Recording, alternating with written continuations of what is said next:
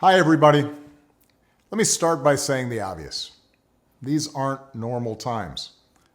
As we all manage our way through a pandemic unlike anything we've seen in a century, Michelle and I hope that you and your families are safe and well. If you've lost somebody to this virus, or if someone in your life is sick, or if you're one of the millions suffering economic hardship, please know that you're in our prayers. Please know that you're not alone, because now's the time for all of us to help where we can and to be there for each other, as neighbors, as co-workers, and as fellow citizens. In fact, over the past weeks, we've seen plenty of examples of the kind of courage, kindness, and selflessness that we're going to need to get through one of the most difficult times in our history.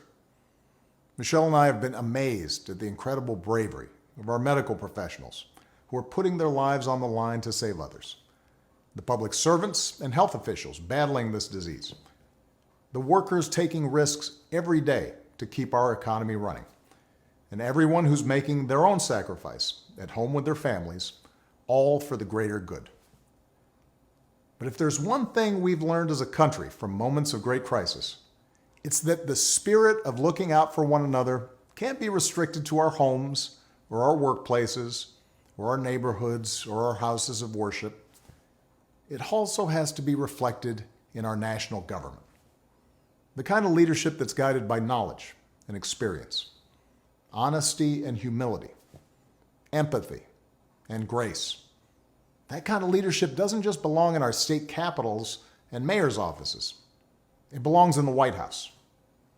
And that's why I'm so proud to endorse Joe Biden for President of the United States. Choosing Joe to be my vice president was one of the best decisions I ever made, and he became a close friend. And I believe Joe has all the qualities we need in a president right now. He's someone whose own life has taught him how to persevere, how to bounce back when you've been knocked down. When Joe talks with parents who've lost their jobs, we hear the son of a man who once knew the pain of having to tell his children that he'd lost his. When Joe talks about opportunity for our kids, we hear the young father who took the train home each night so he could tuck his children into bed. And we hear the influence of Jill, a lifelong teacher. When Joe talks to families who've lost a hero, we hear another parent of an American veteran, a kindred spirit, somebody whose faith has endured the hardest loss there is. That's Joe. Through all his trials, he's never once forgotten the values or the moral fiber that his parents passed on to him and that made him who he is. That's what steels his faith in God, in America, and in all of us. That steel made him an incredible partner when I needed one the most. Joe was there as we rebuilt from the Great Recession and rescued the American auto industry. He was the one asking what every policy would do for the middle class, and everyone striving to get into the middle class. That's why I asked him to implement the Recovery Act, which saved millions of jobs and got people back on their feet. Because Joe gets stuff done. Joe helped me manage H1N1 and prevent the Ebola epidemic from becoming the type of pandemic we're seeing now.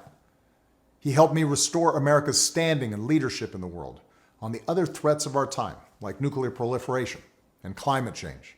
Joe has the character and the experience to guide us through one of our darkest times and heal us through a long recovery. And I know he'll surround himself with good people, experts, scientists, military officials who actually know how to run the government and care about doing a good job running the government and know how to work with our allies and who will always put the American people's interests above their own. Now, Joe will be a better candidate for having run the gauntlet of primaries and caucuses alongside one of the most impressive Democratic fields ever. Each of our candidates were talented and decent, with a track record of accomplishment, smart ideas, and serious visions for the future. And that's certainly true of the candidate who made it farther than any other, Bernie Sanders. Bernie's an American original, a man who has devoted his life to giving voice to working people's hopes, dreams, and frustrations. He and I haven't always agreed on everything, but we've always shared a conviction that we have to make America a fairer, more just, more equitable society. We both know that nothing is more powerful than millions of voices calling for change. And the ideas he's championed, the energy and enthusiasm he inspired, especially in young people, will be critical in moving America in a direction of progress and hope. Because for the second time in 12 years, we'll have the incredible task of rebuilding our economy. And to meet the moment, the Democratic Party will have to be bold. You know, I could not be prouder of the incredible progress that we made together during my presidency. But if I were running today, I wouldn't run the same race or have the same platform as I did in 2008. The world is different. There's too much unfinished business for us to just look backwards. We have to look to the future. Bernie understands that, and Joe understands that. It's one of the reasons that Joe already has what is the most progressive platform of any major party nominee in history.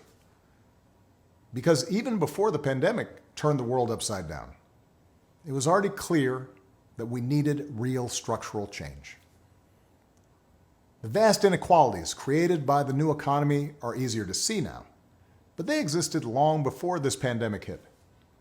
Health professionals, teachers, delivery drivers, grocery clerks, cleaners, the people who truly make our economy run, they've always been essential. And for years, too many of the people who do the essential work of this country have been underpaid, financially stressed, and given too little support. And that applies to the next generation of Americans.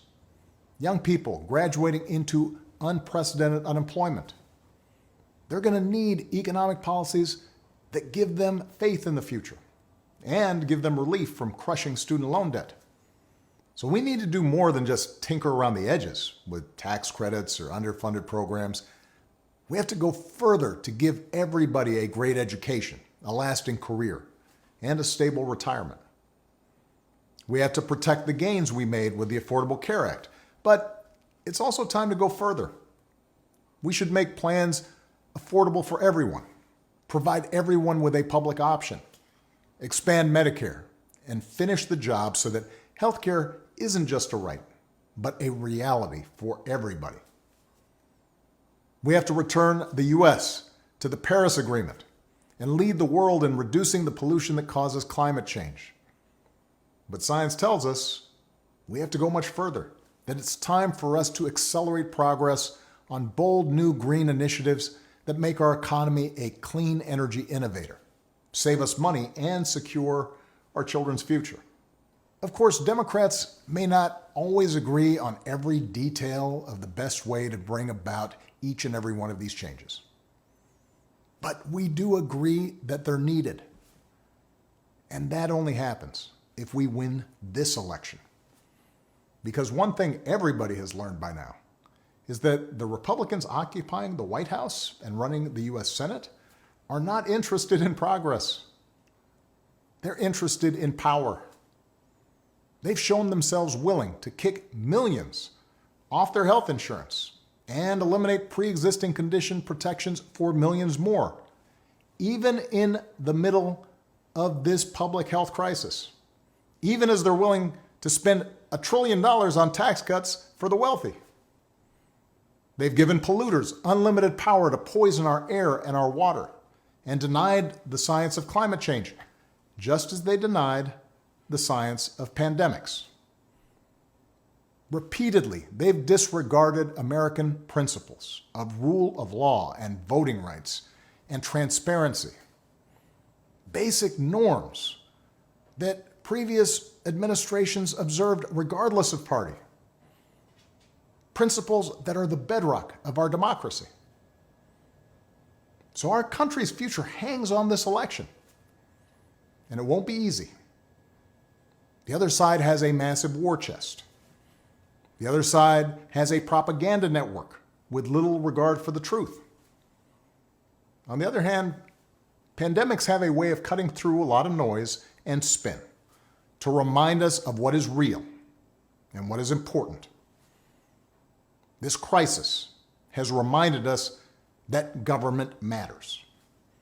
It's reminded us that good government matters, that facts and science matter, that the rule of law matters, that having leaders who are informed and honest and seek to bring people together rather than drive them apart, those kind of leaders matter. In other words, elections matter. Right now, we need Americans of goodwill to unite in a great awakening against a politics that too often has been characterized by corruption, carelessness, self-dealing, disinformation, ignorance, and just plain meanness. And to change that, we need Americans of all political stripes to get involved in our politics and our public life like never before.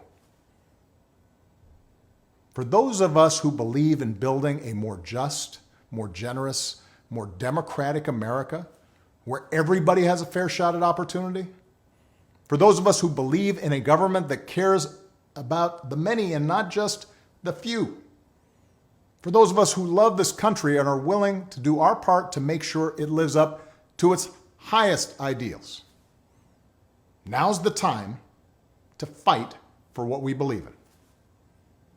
So join us. Join Joe. Go to joebiden.com right now. Make a plan for